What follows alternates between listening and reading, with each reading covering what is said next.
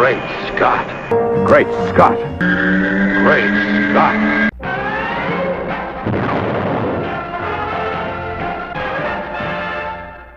Hello everyone, and welcome to another fabulous episode of Great Scott. I'm Scotty V. Thanks for watching. So, my plan this week was to not talk about the Supergirl TV show because I've done it the last few weeks in a row and I don't want to get into a habit or have people thinking that this is the Supergirl show now. But since there were some happenstances on this week's episode that really concerned our Man of Steel, and since I really do love the show, I am going to talk about it one more time. Now, here's the thing. I love it. Loved the episode. Was inspired by the episode. Had tears in my eyes at several points in my episodes. And there's our man. He's blurry. You didn't really see him. You didn't get to see his face. He didn't talk at all. Although there was a little conversation at the end of the episode, which was also very great. It was an emotional, dramatic introduction to the fact that, yes, Supergirl has a cousin, and yes, he hasn't completely butt out of her life. Still, it seems like he's butt out of her life to a point that's still out of character. He's let her get shot down with kryptonite arrows. He's let her, or darts, whatever they were, he's let her face 3 now, Reactron being the third.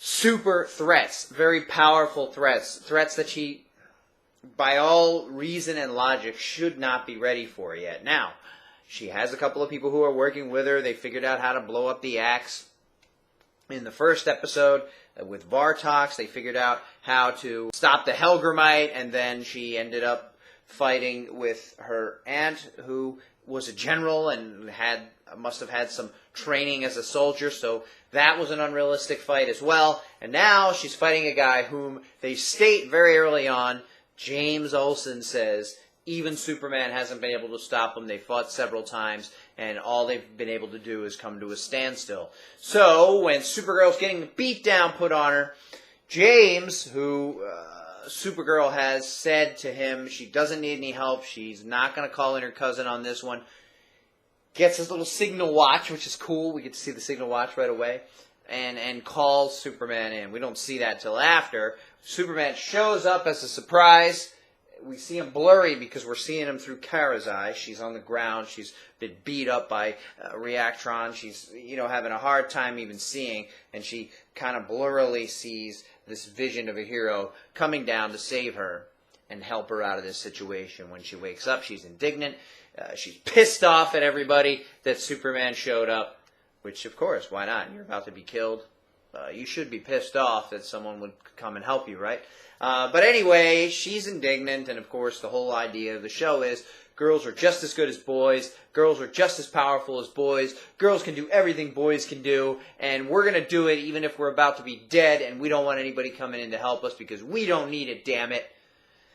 And I get all that, but she does need it, and not because she's a girl, and not because she's younger, but younger oftentimes comes with less experience. Younger oftentimes comes with less ability because you haven't yet mastered what it is that you do have. So, she shouldn't be able to beat Reactron, especially since they go to great pains to tell us that Superman hasn't been able to either. It does seem like he has the upper hand enough that Reactron runs away every time, because as soon as he lands here to help Kara, he doesn't throw one punch, nothing even happens.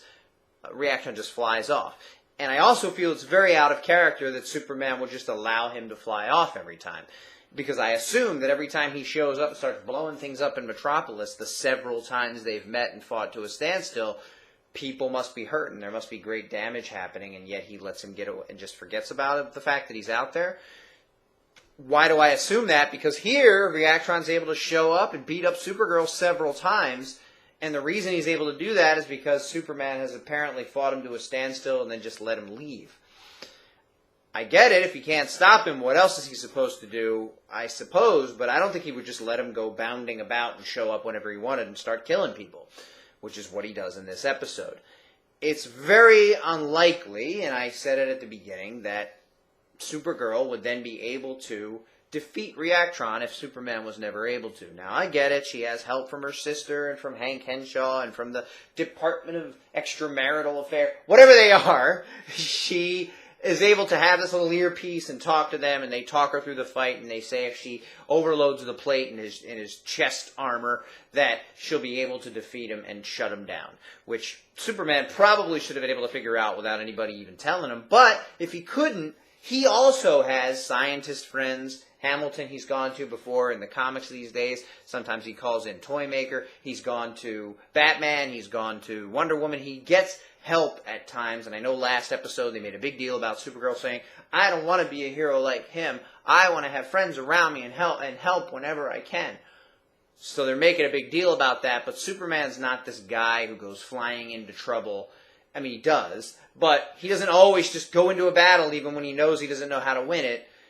Especially if he's gone into it lost, he'll oftentimes look elsewhere for inspiration or help or a way to win the next time. She seems dead set against doing that. And it's kind of stupid. But I did love the episode, and I do love the inspirational feeling, and I love the idea that both of these characters can be equals, although it would be more on the equal side if, at the very least, and that would still be unrealistic, if she was able to fight Reactron to a standstill and cause him to run away. Because then we wouldn't be saying one is better than the other. The whole point is she's every bit as much the hero as he is. She's just as good as he is. I can do exactly what he can do, except she did more than what he can do. So we've gone a step further than being just as good or equal or just as much. Now she can do more than he could do. And yes, again, she had help. And it was kind of like a dirty way of fighting. Not really, because you're going to do whatever you can to stop somebody.